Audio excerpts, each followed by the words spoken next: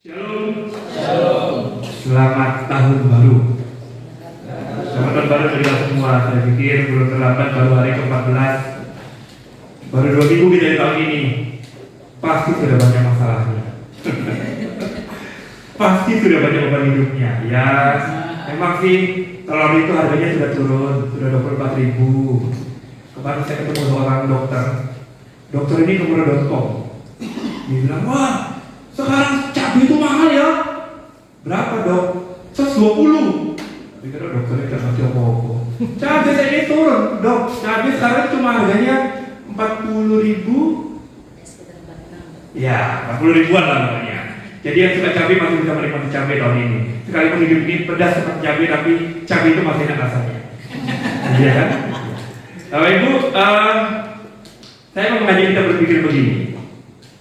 Bukan nakut-nakutin, enggak. Memang tadi itu saya kalau dengar kata-kata mati itu ya, saya bukan takut, tapi sedikit trauma dalam pengertian begini. Karena seminggu terakhir ini, 2 minggu terakhir ini kami kehilangan seorang yang dekat dengan kami, bisa dibilang ibu kami, ibunya tunanetra, ya. Jadi ceritanya begini, sedikit saja. Waktu kami pada pelayanan akhir tahun di Bali, ya, ibu ini bilang begini, nanti tanggal 30 Desember kamu ke Denpasar ya. Kami pelayanan di Singaraja. Kamu ke Denpasar ya?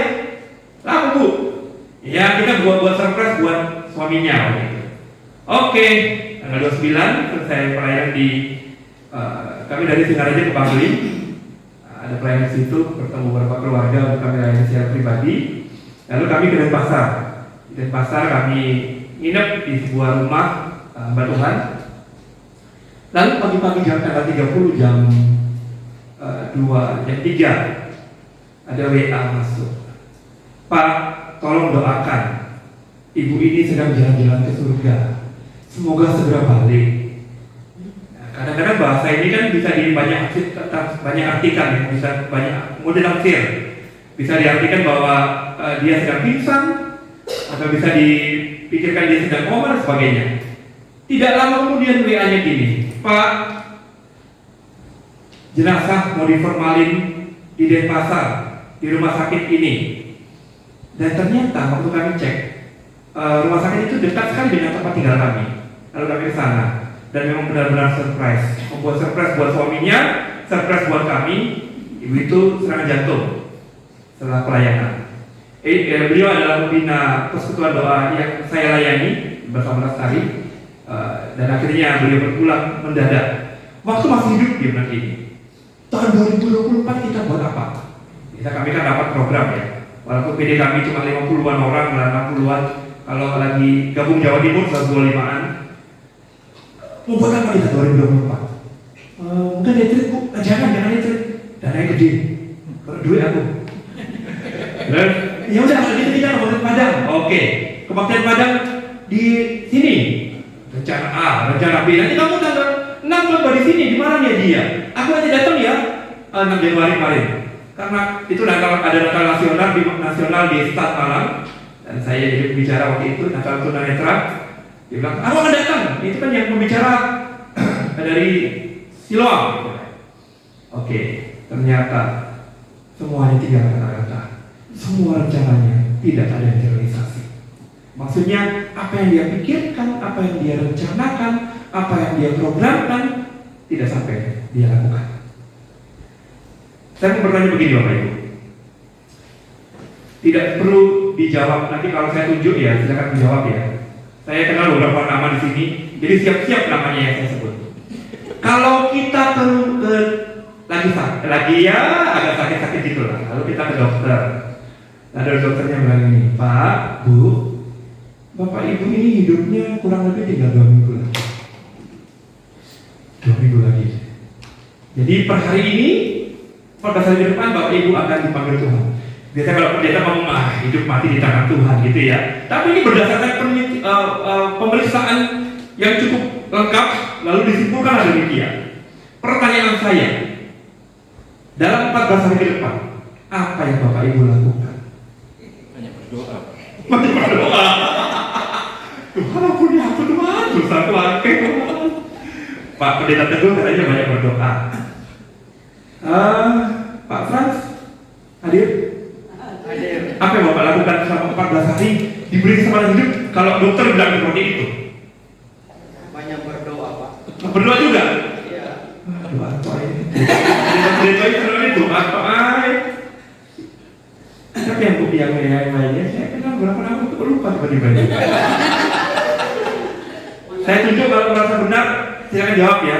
Tunjuk aja benar-benar tidak salah. Ya, bukan banyak yang enak-enak. Oh, bukan banyak yang enak. Oke, suka saya itu. Jujur itu. Tapi 14 hari tidak punya uang. Waktu 14 hari tidak punya uang, ini makan banyak apa? Tapi boleh itu boleh. Makan banyak yang enak. Makan babi guling, makan babi rica, babi panggang gitu lah ya. Entek-entek gak apa-apa dulu yang mati ya loh. Menikmati hidup, betul. Ada lagi yang lain? Tadi yang Bapak tunjuk tuh Bu Erlin. Ya, berarti Bu Erlin. Pesan-pesan dari suami sama anak. Oh, Siap. hati-hati loh Pak. Pesan terima kasih Pak. Tapi ya, kita ini selalu begini ya. Ini jujur saja. Kita ini tahu bahwa kita semua akan mati. Ya, kita semua tahu. Kita semua pasti akan mati pada waktu yang kita tidak ketahui kapan waktunya. Tapi waktu dokter bilang kita akan mati atau meninggalkan bumi ini dalam 14 hari ke depan, kita pasti punya rencana hidup yang jelas. Berdoa, makan yang enak-enak. Kalau Bu Edin menyiapkan pesan-pesan, nanti tolong utangnya di sini dibayar. Tolong, yang mungkin orang itu punya utang banyak dengan saya, tolong ditagih ya. Untuk hidupmu ke depan, gitu ya. Selesainya gitu Pak Hiton? Yang Cari istri yang iya. Itu sama kayak Ken. Ken bilang gini sama mamanya, "Mak, nanti kalau papa meninggal, papa meninggal, nanti papa nikah lagi." Ngomong apa kamu itu? Kalau papa boleh nikah lagi? Ya papa boleh nikah, papa tidak menikah lagi. Jadi gitu. Ada sih pesan-pesan yang disampaikan dan banyak hal yang kita akan lakukan. Semua terencana dengan baik, tersistematis mungkin. Kita pikirkan kadang kalau kita punya uang, kita akan berjuang untuk berbuat yang baik-baik. Itu kalau kata dokter. Tapi karena kita tidak ada kata dokter, tapi kita tahu kita akan mati, kita hidup kita lebih sembarangan sebenarnya. Dokter tidak bilang kita mati 14 hari ke depan, tapi kita tahu kita pasti mati. Karena kita tahu kita pasti mati, kita tidak tahu kapan waktu, tapi kita hidup kita sembarangan. Nah, kalau dokter bilang gini misalnya, Pak Dewa 14 hari akan meninggal, misalnya gitu ya. Biasanya ada orang yang berpikir begini, ya udahlah, 10 hari tak gunakan untuk foya-foya, kalau ada uang ya, makanya dan sebagainya. 4 hari sisanya aku akan melakukan yang baik, atau 7 bagilah. 7 hari foya-foya, 7 hari baik berbuat baik. Itu terencana. Ya, itu terencana. Kita ini saya ngajak kita berpikir begini. Kalau kita tahu, kita merencanakan dengan baik semuanya. Ya. Tapi kalau kita tidak tahu, ya kita kan tidak tahu kapan kita mati. Yang kemarin beberapa waktu lalu yang kita dengar ada lagi mimpin pujian, tiba-tiba blek, ada lagi korban, tiba-tiba blek dan sebagainya. Itu tidak tahu. Tapi hidup kita sembarangan. Hidup kita tidak teratur, tidak terencana dengan baik. Semua dikerjakan asal-asalan, padahal kita tidak tahu kapan kita mati. Logika kita terbalik sekali dalam menjalani hidup ini. Logika kita berjalan, kita akan merencanakan semuanya jika kita tahu kapan kita mati. Tapi kita melakukan sesuatu dengan bebas, padahal kita tidak tahu kapan kita mati. Bisa saja. Ini kita tidak sedang bicara surga neraka ya. Kita bicara kita mati, kita sedang ngapain gitulah ya. Misalnya Pak Frans lagi goceng saya gitu naik motor. Pak Frans karena buru-buru ya, mau dapat ini THR gitu ya, lampu merah pun dibablasnya dengan baik. Akhirnya saya dan Pak Frans pulang. Jadi melanggar lampu merah, meninggalnya dalam kondisi melanggar lampu merah. Hal kecil itu. Kita sembarangan hidup kita, ngawur tidak sembrono istilahnya. Tidak memikirkan apa yang sebenarnya kita tinggalkan di bumi ini. Hari ini Firman Tuhan mau mengajar kita mengerjakan semua dengan sungguh-sungguh, mengerjakan sungguh-sungguh apa yang Tuhan percayakan kepada kita, melakukan dengan sungguh-sungguh apa yang Tuhan percayakan kepada kita.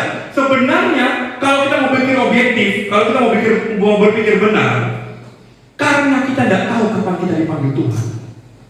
Karena kita masih dipercaya hidup ini, maka kita harus melakukan semuanya dengan maksimal. Itu yang harusnya kita lakukan, yang kita kerjakan di bumi ini. Mari kita buka sama-sama Pengkhotbah pasal 9 ayat yang ke-10. Pengkhotbah 9 ayat yang ke-10. Karena cuma satu ayat, mari kita baca bersama-sama. Dan ada aturan, sesama biskota dilarang saling mendahului, apalagi sesama jemaat salam ini. Tidak boleh saling mendahului. Bersamaan bacanya, harus kompak bacanya, menunjukkan kesaktian. Itu yang ketiga, dimulai. 1, 2, 3. Segala sesuatu yang dimulai tanganmu untuk dikerjakan, kerjakanlah itu sekuat tenaga, karena ada pekerjaan, pertimbangan, pengetahuan, dan hikmat dalam dunia orang mati, kemana engkau akan pergi. Segala sesuatu ditemukan oleh tanganmu. Jadi Salomo mau berkata begini, apa yang kamu temui, apa yang dipercayakan kepadamu, apa yang Tuhan sedang beri kepadamu saat ini, lakukanlah dengan sungguh-sungguh, dengan sekuat tenaga. Salomo tidak bilang gini ya, apa yang kamu temukan dengan tanganmu dan menghasilkan uang, lakukanlah dengan sungguh-sungguh. Tidak. Salomo yang mengatakan apa yang ditemukan tanganmu. Tidak ada kalimat berikutnya. Jelas sekali kalimatnya. Apa yang kamu temukan, apa yang kamu lihat, apa yang bisa kamu kerjakan, kerjakanlah dengan sekuat tenaga. Itu tanda Salomo untuk kita sebenarnya. Pengajaran Salomo untuk kita, bahwa Salomo mau kita semua dalam hikmat Tuhan dari Salomo menulis, kita semua mengerjakan semua yang Tuhan percayakan, yang pimpinan kita percayakan, yang Pak Pendeta percayakan, yang siapapun percayakan kepada kita, lakukan dengan sungguh-sungguh. Jangan separuh hati. Jangan berpikir, oh tidak dapat duit ini, dapat duit, rugi. Tidak dapat apa-apa ini. Jauh-jauh dari Sidoarjo, naikin Grab, PP, tidak dapat apa-apa ke Surabaya. Jangan berpikir begitu. Jangan pernah pikiran kita di dalam lingkaran ekonomi saja. Sesuatu yang didapatkan dalam hal materi. Karena hari-hari ini yang manusia terjebak dengan materialisme. Apa yang bisa ku dapati dari apa yang kulakukan ini? Apa yang bisa ku dapat? 50.000? 25.000? Ikut kampanye, hadir di sebuah kampanye, 50.000 dapat. Di nomor 1 dapat 50, nomor 2 50, nomor 3 50. Belum ada second. Tidak tahu dia perlu siapa. Ya begitu. Kampanye ikut semua. Nanti waktu milih pasti milih nomor 4. Tidak boleh milih menyebut ini karena akan di sini. Pilihan saya nomor 4. Karena itu istri saya jadi nomor 4. Apapun pilihan kita tak bersaudara kan begitu ya. Tapi 2, 3, 4 yang kita pilih. Kita seringkali hanya terjebak dengan hal-hal ekonomis. Saya pernah cerita di tempat ini, mungkin lupa saya. Bahkan hamba Tuhan pun terjebak dengan apa yang aku dapatkan dari pelayananku. Aku melayani dengan sungguh-sungguh, apa yang aku dapatkan? Pak Teguh ini katanya terjebak juga Pak ya. Bensin mah tuh capek Pak ya. Tenaga keluar. Tidak tahu Pak, dipanggil sarapan belum Pak tadi Pak? Belum sarapan Pak? Ya. Kita ini kadang-kadang terjebak dengan hitung-hitungan. Cerita ini terjadi di Jombang. Saya ulangi saja, mungkin ada yang belum dengar. Ada seorang hamba Tuhan dari kota. Ini gereja, sebuah gereja yang tidak terlalu besar. Ya segini lah ya. Segini lebih besar dikit. Pendetanya seorang perempuan, ibu-ibu. Dia cerita dengan kami, Pak, kami itu ingin mengundang hamba Tuhan dari kota. Ya undang atau Bu? Kok repot atau Bu? Lu tidak berani Pak? Lu kenapa? Pernah Pak saya mengundang hamba Tuhan dari kota. Memang persembahannya lucu, ini bukan lucu sih, itu yang mereka mau berikan. Persembahannya itu kritikan gitu. Ya kita tahu kalau kritikan itu ya. Maksudnya kritik gitu ya, nilainya segitulah. Dilempar sama pendetanya. dilempar. Kalimatnya begini Pak Pendeta itu. Bab buku wae tak gaji 3 juta. Nah aku bawa ke Isa ini. Bu Pendeta tuh menangis. Bu Pendeta tuh bilang gini, Nek mohon aku tak lama jadi babumu Pak. Jadi Bapak Ibu, mungkin kita bisa agak lucu kan, tapi sebenarnya itu ungkapan hati bahwa ternyata ada juga oknum-oknum hamba Tuhan, teman-teman kita yang bertujuan dalam melayani mendapatkan kebutuhan ekonomi terpenuhi. Banyak orang tidak mengerjakan sesuatu dengan sungguh-sungguh. Pengertian dengan kekuatanmu itu saya menangkap dan menyimpulkan bahwa bukan bertujuan untuk mendapatkan sesuatu saja, tapi kerjakan semua dengan maksimal, dengan hati yang tulus, tidak berkepentingan. Kata ilmu politik, tidak ada kawan sejati, tidak ada lawan sejati, yang ada kepentingan sejati. Itu tidak boleh diberlakukan di tempat ibadah, tidak boleh diberlakukan di gereja, tidak boleh diberlakukan oleh hidup kita. Kalau hidup kita mau berhasil, kalau hidup kita mau menyenangkan Tuhan, lakukan semua dengan sungguh-sungguh tanpa kepentingan-kepentingan di balik semua itu. Memang semua tidak tahu apa yang kita ada di hati kita. Yang tahu hanya Tuhan dan diri kita sendiri. Tetapi sebenarnya manusia di sekeliling kita bisa merasakan apa yang kita lakukan dengan tulus atau tidak. Kerjakan semua dengan sungguh-sungguh. Apa yang ditemukan tanganmu, apa yang sempat kau bisa lakukan, lakukanlah dengan maksimal. Tujuannya sederhana, meninggalkan legacy, meninggalkan sesuatu bagi orang lain. Kenapa semua harus kita lakukan dengan sungguh-sungguh? Apa alasannya? Sederhana saja. Salomo jelas mengatakan dalam pasal 3 Pengkhotbah ayat yang pertama dan yang kedua, dan nanti ayat 78 usah dibaca, tapi itu kalimat yang jelas. Perhatikan pasal 3 ayat yang 1 dan 2. Bu tadi bantu saya membacakannya. Pengkhotbah pasal 3 ayat 1 dan 2. Untuk segala sesuatu ada masanya, untuk apapun di bawah langit ada waktunya. Ada waktu untuk lahir, ada waktu untuk meninggal, ada waktu untuk menanam, ada waktu untuk mencabut yang ditanam. Semua ada waktunya. Kenapa kita melakukan semua dengan serius dan sungguh-sungguh? Karena semua itu terbatas. Yang bisa kita kerjakan itu terbatas oleh waktu. Kita tidak bisa mengerjakan semua dengan apa istilahnya ya? Nanti aja. Ada orang-orang tertentu yang nanti aja, besok aja. Firman Tuhan ini menegur saya secara pribadi. Istri saya ini orang yang mengerjakan semua dengan maksimal. Saya bersyukur dapat dia. Bersyukur loh iya. Untung saya dapat dia. Udah saya tidak nikah. Untung saya masih dulu. Masih penting Pak Frank itu. Dan dengan saya Pak Frank masih penting udah nikah. Duluan orang kita kan berapa kan? Nikah tahun berapa Pak? Oh baru saya duluan Pak. Pak Teguh duluan. Saya duluan, saya lebih ganteng dari Pak Frank jelas. Yang Pak Teguh itu loh, yang wajahnya pas-pasan, suaranya juga tidak sebagus saya, tapi kita duluan dari saya. Tapi di situ saya masih bersyukur karena saya bisa nikah.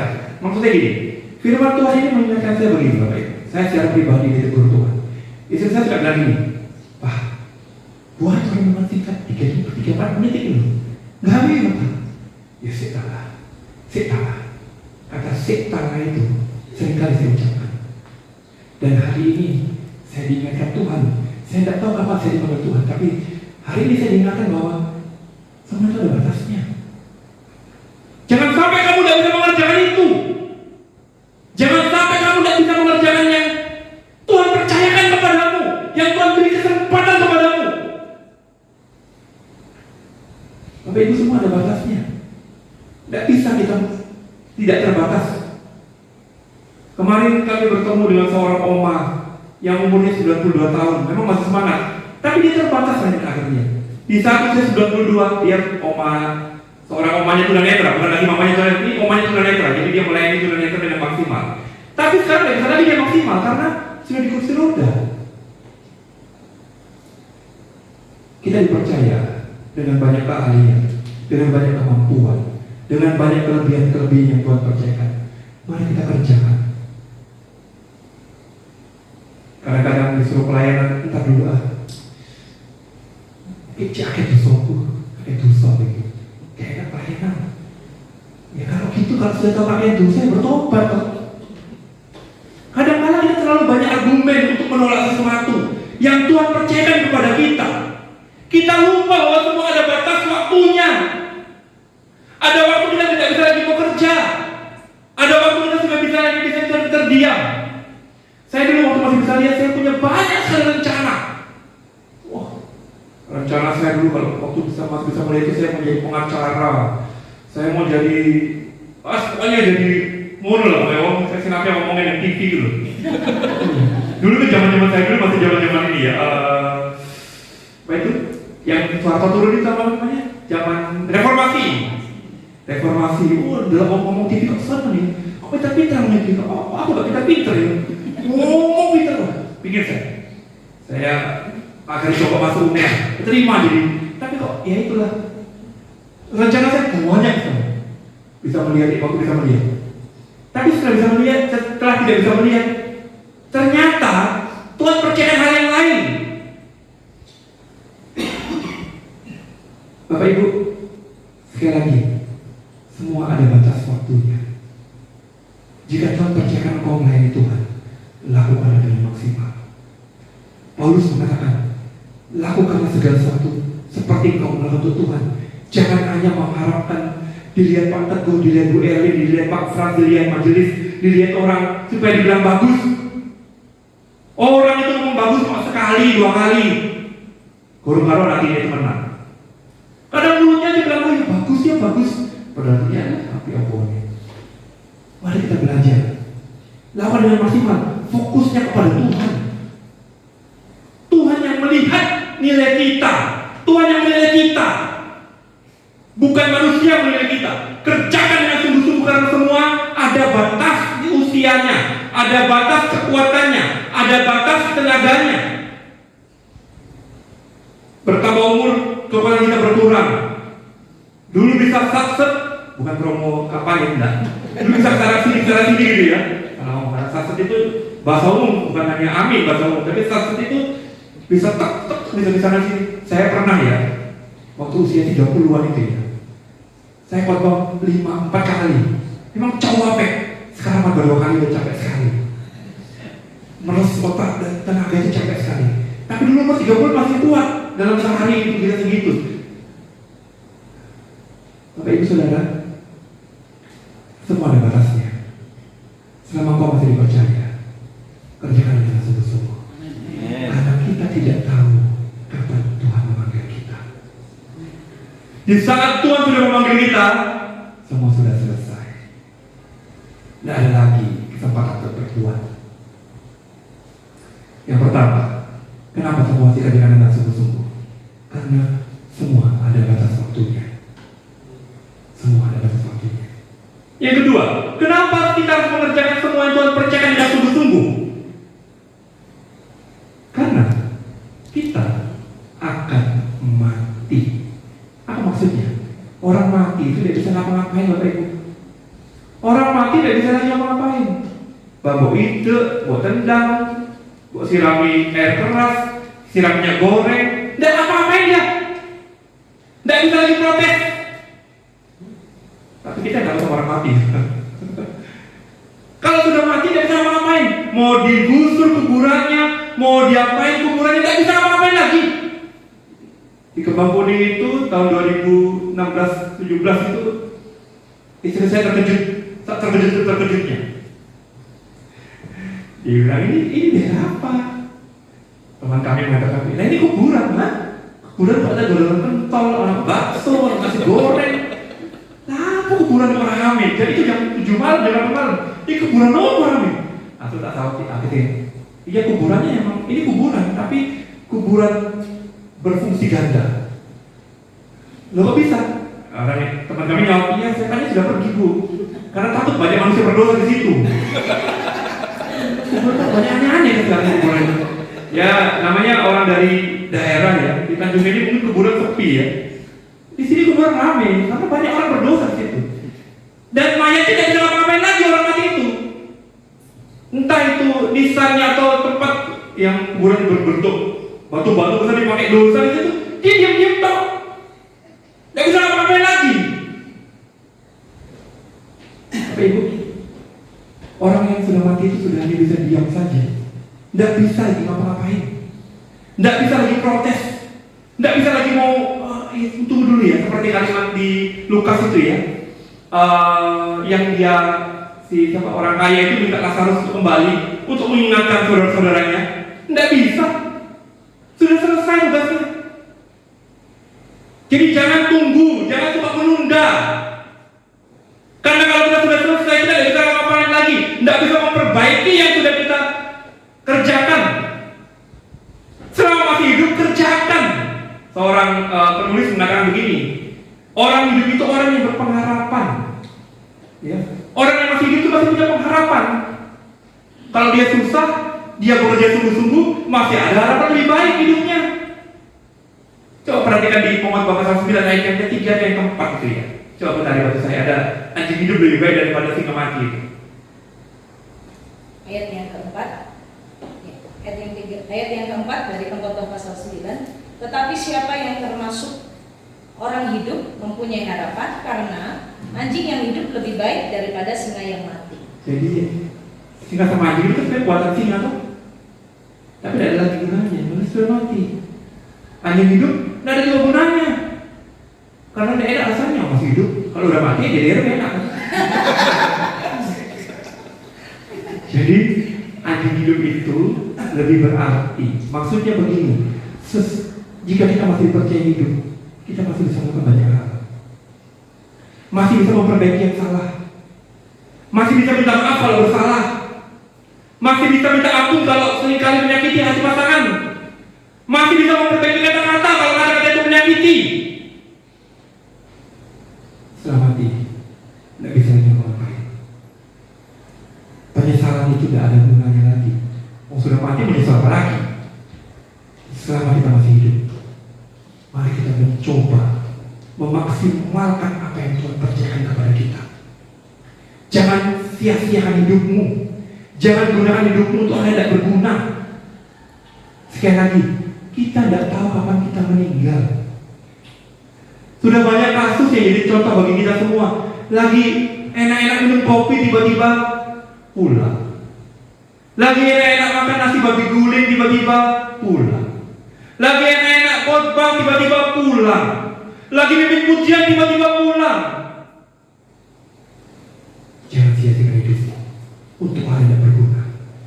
Jika Tuhan percayakan kita melayani Tuhan, jika Tuhan percayakan kita berumah tangga, jika Tuhan percayakan kita melakukan hal yang baik, lakukan dengan sungguh-sungguh. Jangan sia-siakan hidupmu.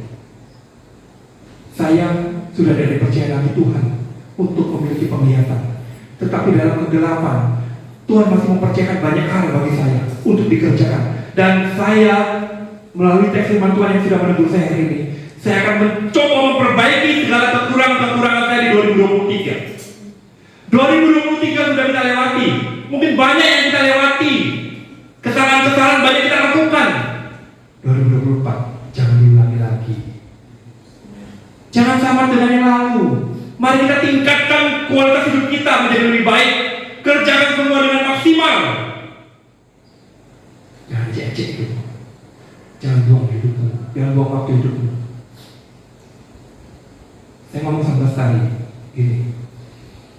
Oh iya, Pak Dewi ya. Tiap akhir tahun, kadang tiap liburan Paskah atau Idul Fitri, kalau dapat berkat itu kan tidak pernah bisa nabung ya. Terus kami diskusi jawabannya sederhana. Nabung bisa saja Bapak, tapi mati dari bawah dan tidak ada karya yang kita buat. Akhirnya komitmen kami selalu di akhir tahun dan biasanya Idul Fitri. Karena itu masa kami bebas istilahnya, tidak ada ikatan dengan satu organisasi manapun. Kami bisa melayani keluar kota, keluar pulau dengan dana yang kami punya. Dan itu sangat berarti.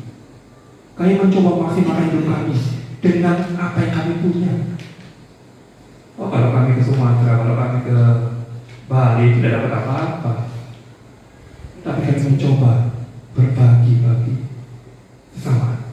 Kami meninggalkan sesuatu di bumi ini. Semangat. Sesuatu yang membuat orang menjadi lebih baik. Bapak Ibu, jangan hidup untuk dirimu sendiri. Hiduplah bersama dan kerjakan sebuah yang maksimal. Jangan hitung-hitungan dengan Tuhan. Tuhan tidak pernah hitung-hitungan dengan kita. Kita suka hitung-hitungan dengan Tuhan. Tuhan, ini aku nang gereja, naik taksi sampai naik motor bensin sampai orang persembahan mana yang kantongnya 5 mana. Aduh, ya apa ini? Untung sholat pilih kantongnya berapa? 2. Untung cuma 2. Kadang-kadang 1 pula. Itu kita masih hitung-hitungan dengan Tuhan. Selama masih hidup, kerjakan semua dengan baik dan maksimal. Belajar hidup maksimal. Jangan asal-asalan. Belajar hidup dengan sungguh-sungguh. Kalimat mamanya Ken Sari ke anaknya begini. Nah, kalau makan sungguh-sungguh. Kalau main sungguh-sungguh. Kalau tidur sungguh-sungguh. Kalau mandi sungguh-sungguh. Lakukan semua dengan sungguh-sungguh.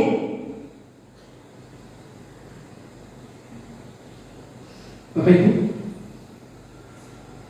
kita akan mati. Dan jika kita mati, kita tidak bisa lagi melakukan semua dengan sungguh-sungguh.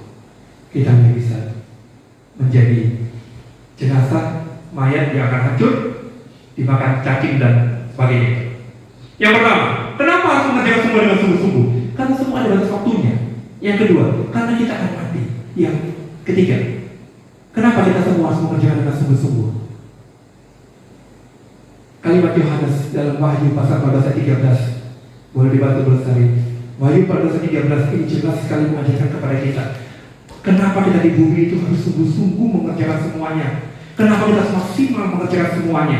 Kenapa bukan hanya asal-asalan. Wahyu pasal 14 ayat 13, demikian firman Tuhan. Dan aku mendengar suara dari sorga berkata, tuliskan, berbahagialah orang-orang mati yang mati dalam Tuhan sejak sekarang ini. Sungguh, kata Roh, supaya mereka boleh beristirahat dari jerih lelah mereka, karena segala perbuatan mereka menyertai mereka. Karena apa? Segala perbuatan mereka menyertai mereka. Maka Ibu, ini kata Rasul Yohanes, jelas apa yang kamu lakukan di bumi ini mengikutimu waktu engkau dipanggil Tuhan. Saya mencoba memikirkan apa maksudnya ya. Perbuatan itu menyertai. Saya berpikir mungkin ini saya berpikir begini. Jika kita melakukan yang baik, mungkin Tuhan mempertimbangkan dalam pengertian bukan sudah takkan lagi. Tuhan melihat itu semua untuk berhubungan dengan mahkota. Apa yang kau kerjakan itu diperhitungkan Tuhan. Tuhan tidak pernah berhutang dengan Anda dan saya. Apa yang kau lakukan diperhitungkan Tuhan. Jika engkau lakukan dengan sungguh-sungguh, Tuhan memperhitungkannya waktu engkau meninggal. Tuhan tidak membiarkannya. Tuhan tidak menganggap lalu begitu saja yang kau lakukan. Jadi tidak sia-sia yang kita lakukan di bumi ini. Hal yang kita lakukan dengan maksimal itu bermanfaat untuk mati kita. Karena itu menyertai kita. Perbuatan kita menyertai kita. Diperhitungkan Tuhan itu. Diperhitungkan Tuhan. Semua yang kita lakukan diperhitungkan Tuhan. Dipikirkan Tuhan. Jadi jangan berpikir mungkin tadi dari saya bilang orang-orang tidak melihat perbuatan baik kita. Orang-orang tidak tahu apa yang kita lakukan. Tetapi Tuhan melihat apa yang kita lakukan. Kadang-kadang manusia terjebak dengan ingin menyenangkan sesamanya. Banyak orang cari muka, padahal mukanya di situ dia cari-cari. Ngapain cari muka? Tuhan itu melihat. Lagunya kan jelas, mata Tuhan melihat apa yang engkau perbuat. Mana yang baik, mana yang jahat. Tuhan memperhatikan semuanya. Dan Tuhan memperhatikan semuanya. Jangan pernah berbuat aneh-aneh. Tuhan itu melihat kita semua loh. Tuhan tidak cuma lihat kayak Pak Dewa. Tuhan melihat. Jadi jangan main-main dengan dosa. Jangan main-main dengan apa yang kita lakukan di bumi ini. Saya suka dengan kalimat ini. Dosa sekecil apapun yang kita perbuat selalu ada konsekuensi logisnya di bumi. Dan ternyata bukan hanya di bumi, Tuhan pun memperhitungkan itu. Sekali lagi, saya tidak sedang mengajarkan surga hubungan dengan surga neraka, tidak. Tapi saya mengajarkan kita untuk memikirkan perbuatan kita, karena itu menyertai kita. Itu menyertai kita. Bapak Ibu Saudara, jika Tuhan percayakan banyak hal dalam hidup kita, lakukan dengan sungguh-sungguh. Jangan asal-asalan. Jangan kerja yang penting jadi. Yang penting jadi guys. Jangan. Hanya penyesalan yang terjadi di bumi ini. Dan kalau kita mati tidak bisa lagi memperbaikinya. Dipercaya sesuatu, tingkatkan kualitas kita. Tingkatkan terus. Tingkatkan terus. Kalau tidak punya waktu sekolah misalnya yang kayak pendeta itu mau naik S2, S3, belajar terus. Jangan merasa puas dengan apa yang sudah kita bisa hari ini. Tingkatkan kualitas kita.